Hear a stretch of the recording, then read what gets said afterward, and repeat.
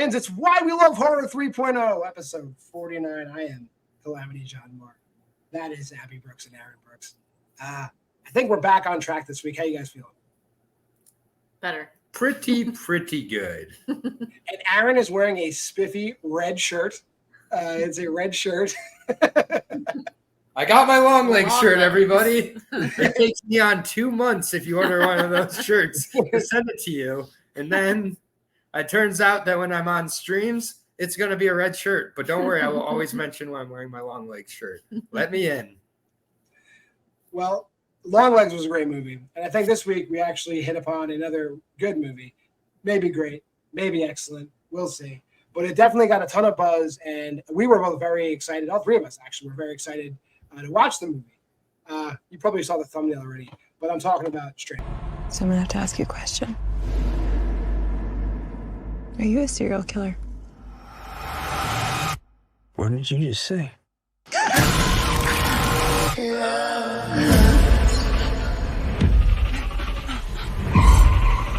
Here, kitty. Can you help me, please? Here, kitty. Here,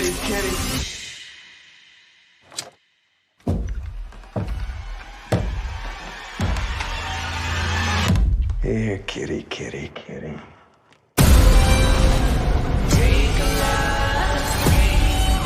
I'm in control. No. Maybe I lied. You know you asked for this, right?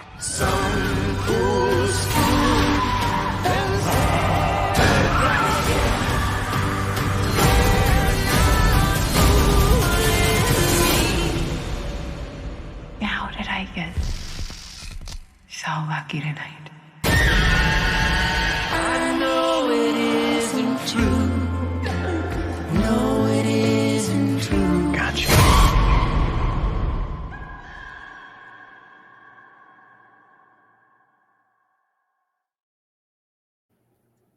Strange Darling. A lot of, like, even when you just talk about it without even seeing the movie, a lot of things going for it.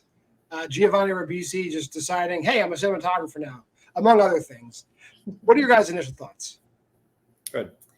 After seeing the movie, I was very surprised. I had only seen the one trailer, so I didn't know a whole lot about the movie.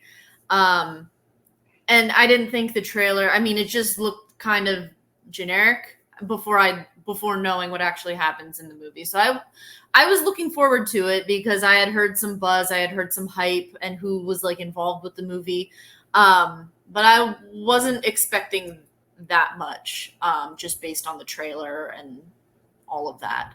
I was definitely pleasantly surprised. Like, it is a really good, like, surprise movie. I liked it a lot. Yeah, I didn't know really anything about this. I don't watch trailers or pay attention to them. If I do watch them, I don't really notice them, I guess. So I didn't know much about this movie. And then, like, the week before it was coming out, everybody started talking about it. It felt like there was a lot of buzz that built up for it. I saw an unnecessary Letterboxd list that mentioned a bunch of movies that this movie was inspired by that it wasn't. Avoid Letterboxd lists like that in the future. I will remember that. But I'm not going to hold that against this movie either. It's a good time. It definitely, I feel like, is a gimmick movie a little bit with the nonlinear storytelling, but it's also very necessary for this movie because if it was told linearly, I think it would have been quite boring. And I don't think that's a bad thing necessarily. It looks great. Compliments to JT Molnar and Giovanni Ribisi for being what appears to be a really good team. Yeah, it's just a solid cat and mouse nonlinear movie. Not like anything I've really seen, but has some similarities to some other movies I'll talk about.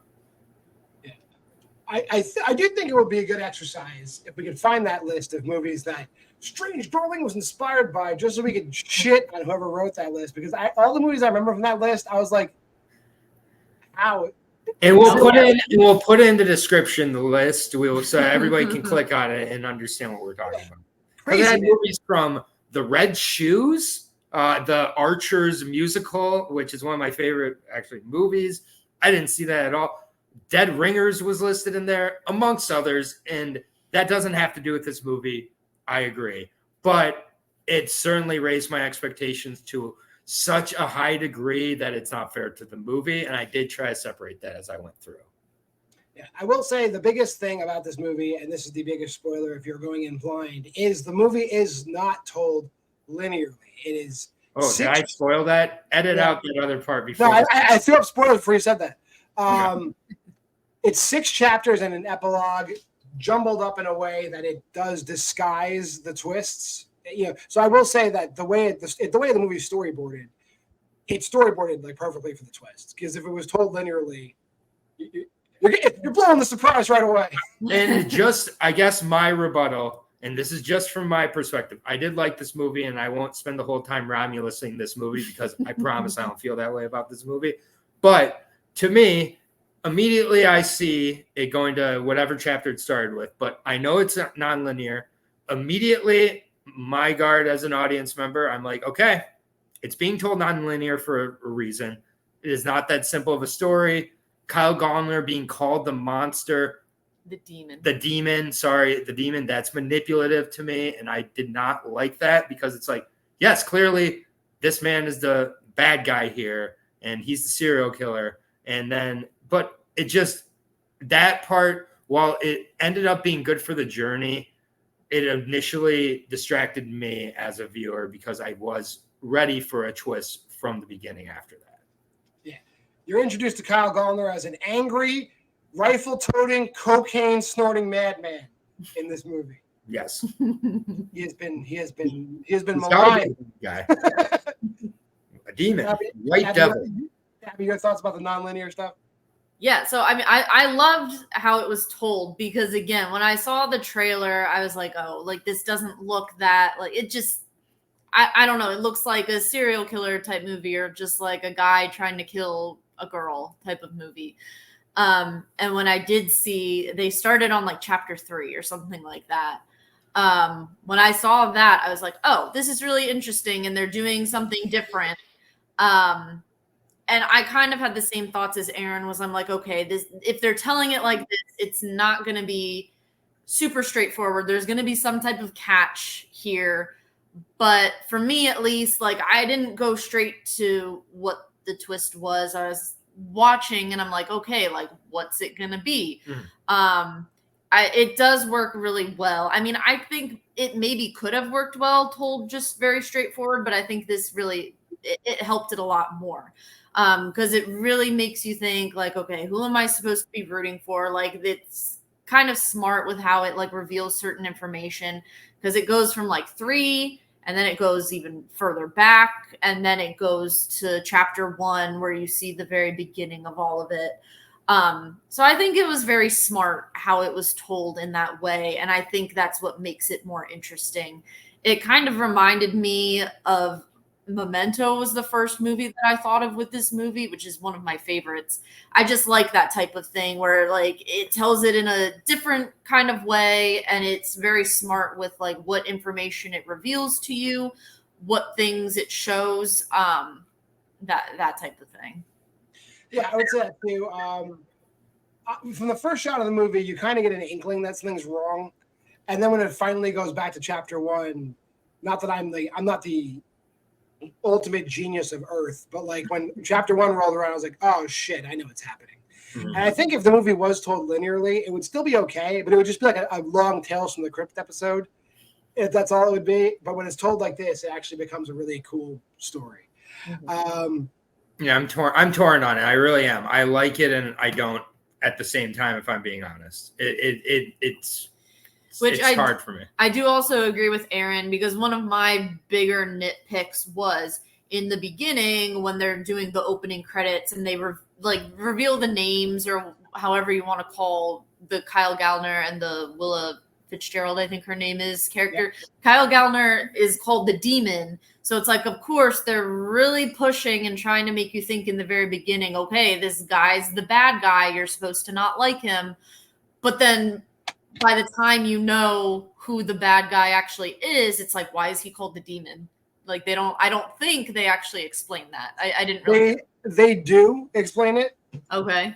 It's kind of just glossed over right at the end. I see. But the lady, spoiler, is really the bad guy. She's the electric lady. She's a very prolific serial killer. But the reason why he's the demon is because her psychosis, whatever it is that she sees men as demons, which is what she tells the cop at the end before she shoots him. Like sometimes it just clicks in and she sees people as demons. So is she really like some kind of weird mentally ill victim in the whole thing? I don't know. She's pretty vicious. I don't think it seems pretty premeditated to me. All the shit. But that's why he's the demon, because yes, I do that happening. Yeah, her particular psychosis, she just sees men as demons. But yeah, so that's the big spoiler. It's a reversal. While he is hunting her, he's hunting her because she just tried to kill him, and he's a cop. That's where we go. And I do think I love all of the other side characters. We get a lot of cool character actors, Ed Begley Jr. and Barbara Hershey and Stephen Michael Quesada from Breaking Bad all show up. And they're all great. Like, for the short time with those characters, I love Ed Begley Jr. and Barbara Hershey as like an old hippie couple blasting Bigfoot radio shows over loudspeakers on their property. Yeah, it's just like everybody's got an aunt and uncle just like those two. What'd you guys think of that whole side arc?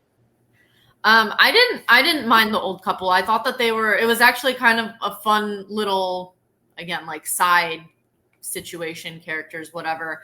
And again, they kind of, with how they were telling the story, I liked how the girl ends up at their house before they tell you that she's actually like the bad guy or the actual serial killer.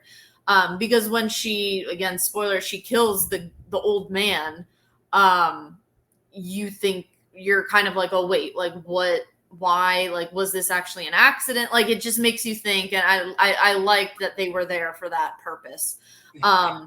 There was a little bit of humor there too, that I don't know if it like fully worked. I didn't really care.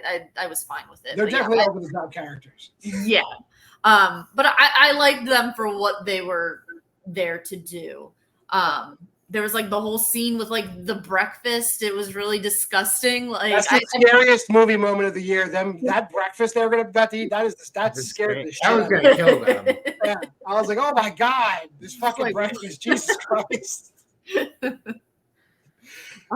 I can't even describe that breakfast. It's like then every time you think they're done preparing the breakfast, they put another layer of toppings on top of the breakfast. There's like whipped cream on top of bacon, on top of sausage, on top of pancakes with syrup. I was like, what the fuck are you? That's like, what is this? Yeah. Yeah, it sure was zany. Yeah, it was zany. All right. This is a movie that I don't think I'm going to be rewatching. Because I do not think this will be kind on rewatches, and I just want to enjoy the energy of an indie horror movie doing well. Kyle Gallner's been on X, really, campaigning away like a good indie horror darling. This is my thing with Kyle Gallner at this point. I'm just going to get to my Kyle Gallner rant real quick.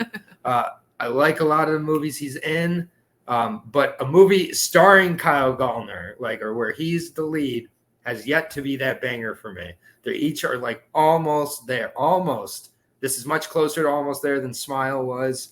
This is like closer than The Passenger, but similar. The Passenger had me going. Then we, not quite. This movie had me going. We get to the freezer moment, and that's where. Are we okay to get to that point, John? Or yeah, whatever you want. Okay, so yeah,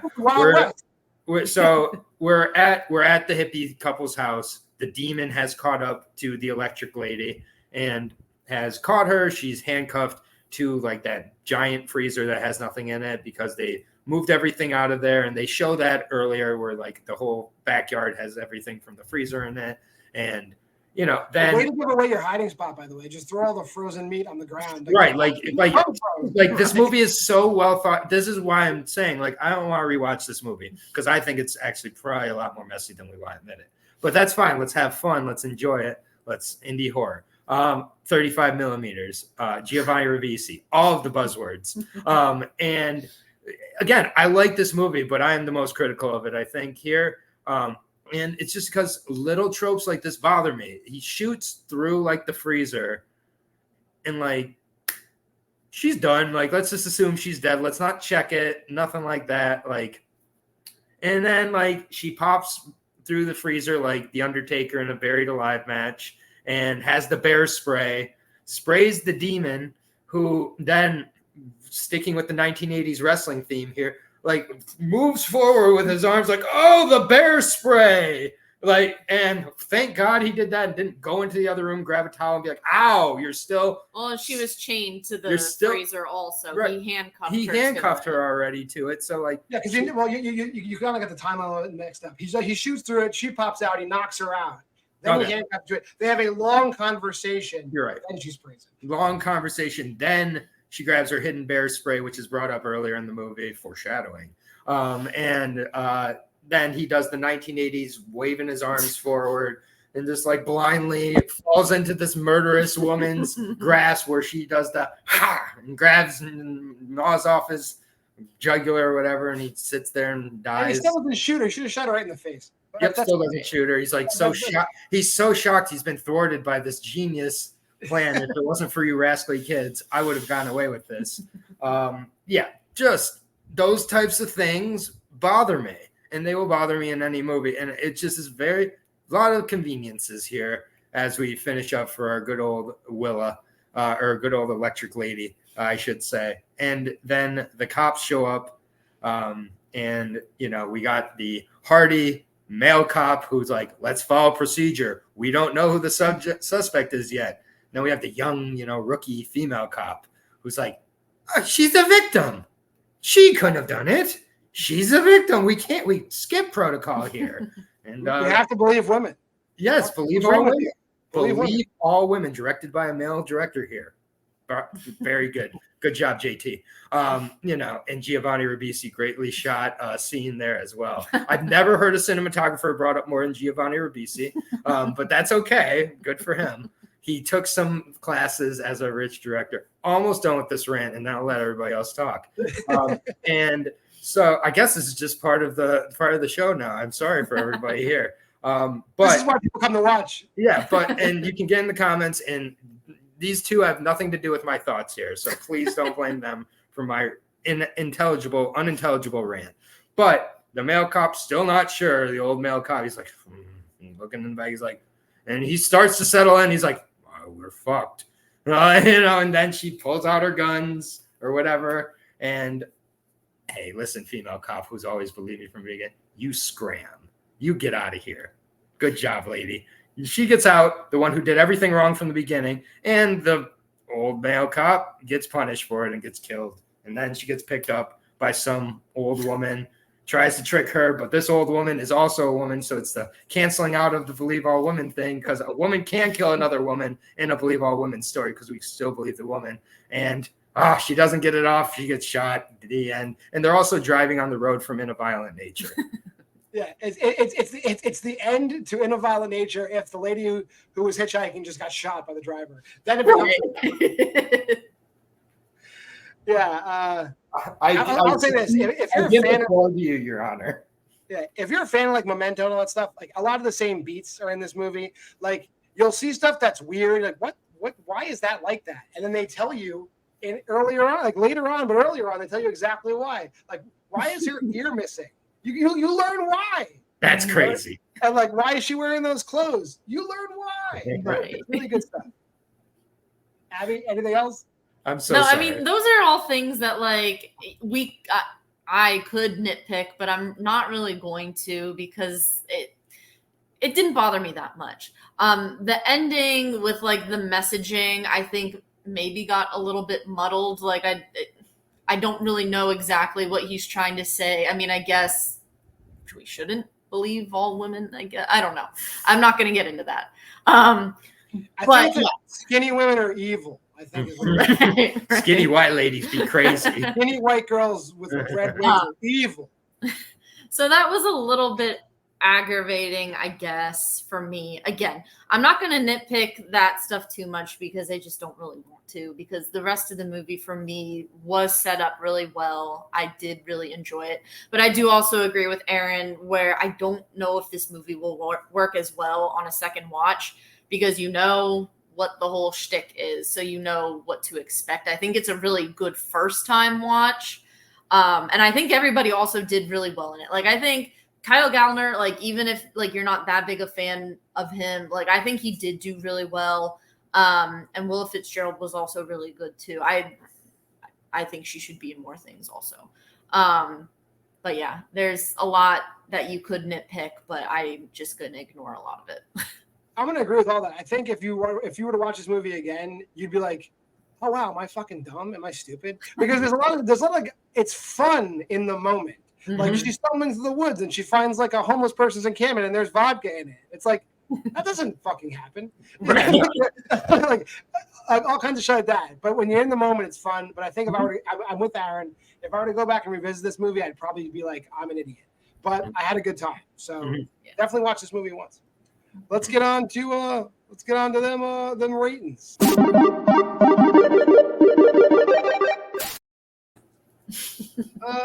I think we probably should start with Aaron. Okay. So, believe it or not, I still did really like this movie. What has come through as I've digested it and gotten to almost a week after seeing the movie is that it's not going to age well for me. But this is based on my first view and the experience after the movie. At the time after the movie, I was locked in for this whole movie. I was never bored with this movie. And I caught on to the twist a little early. It didn't ruin the movie for me. It just took away from it being like that 4.5, 5-star classic. But it's between that 3.5 and 4, and I am giving it the 4. I'm giving it the benefit of the doubt. I think a lot of people will be able to get past the nitpicks that bother me more because it is that good. So, and again, if you haven't heard, Giovanni Ribisi is the cinematographer for this movie. Is he? Wow. Yeah. The Giovanni. The guy from Boiler Room? The one who got crushed, almost crushed in Gone 60 Seconds before Memphis saved him. Memphis' his brother. Abby, what do you got? Yeah, I mean, I agree with everything that both of you guys are saying. Again, I'm kind of ignoring a lot of the nitpicks. I mean, I do have my problems with the movie, but I think it's a really good indie movie that people should go out and support. And all the performances were good. It's a really interesting movie, maybe a little bit pretentious. But again, I don't really care. And I also gave it a 4. All right, cool.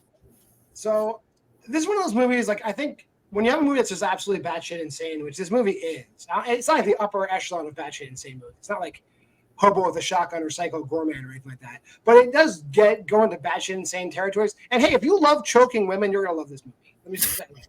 If you're a fan of choking your wife or girlfriend or just some stripper, you'll love this movie.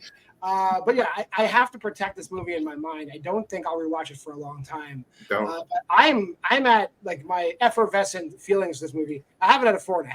Nice. So, and I think I'm just gonna put that in a time capsule in my mind and fucking bury it. You're right, Aaron. I cannot revisit this movie. It will. I'm not trying to ruin this movie. Watch this movie once.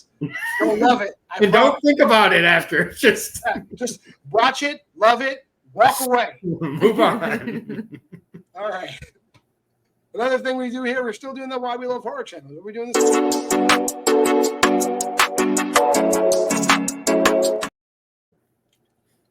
That's the website. Last 4 letters, lowercase r, lowercase l, capital W, lowercase d, capital I.